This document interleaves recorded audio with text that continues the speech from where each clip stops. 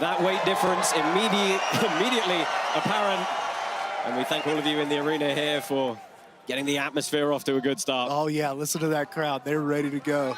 I just want to say something here for those of you watching at home. You are witnessing history. This is the first ever round of the first ever match in CJI, what we hope to be a long-running series, a game-changing event of the world of jiu-jitsu and grappling.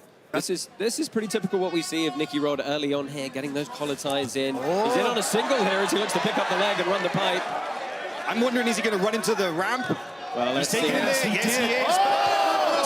Chimata off the whizzer, almost lands Nicky Rod down. As opposed to one long, drawn-out match. Nice low single coming up on that takedown. Nicky Rod hits the single, gets slung against the mat wall. This is trouble. And he scrambles on top here, and Gimenis with top position, looking to move to the back. He's got the seatbelt here. Nicky Rod manages to get out. One of the toughest teams out of Brazil.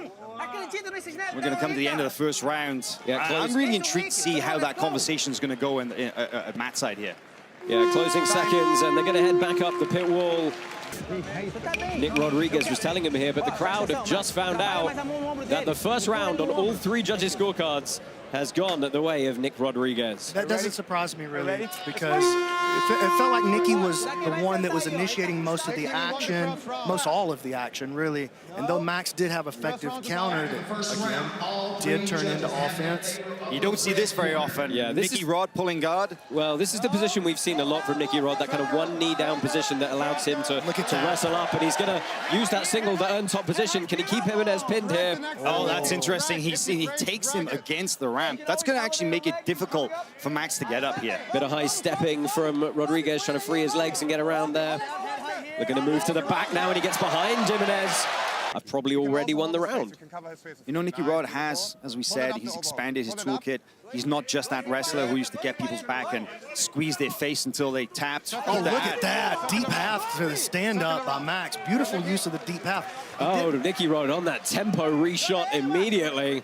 Put him right against the wall. It's exactly what we were talking about. It's that easily against the wall.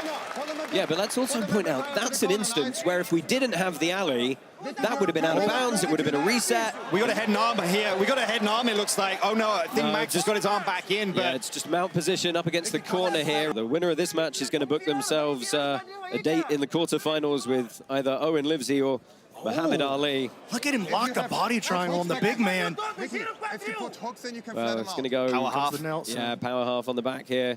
Between the half nest and the Yeah, I'm not surprised if he just tries to squeeze across the face. We've got a minute and a half left here. He tries to turn Gimenis over, and good back control here for Nicky Rod. That first 5 minutes was definitely a feeling out round from Nicky Rod. He's on the rear naked here. Big squeeze. That's and against the tap, Nick Rodriguez gets the first submission of the Craig Jones Invitational. Throw this over to our MC for today, Stephen And Aiken. your winner, by rear naked choke at 1 minute 45 seconds of the second round, Nicky Rodriguez.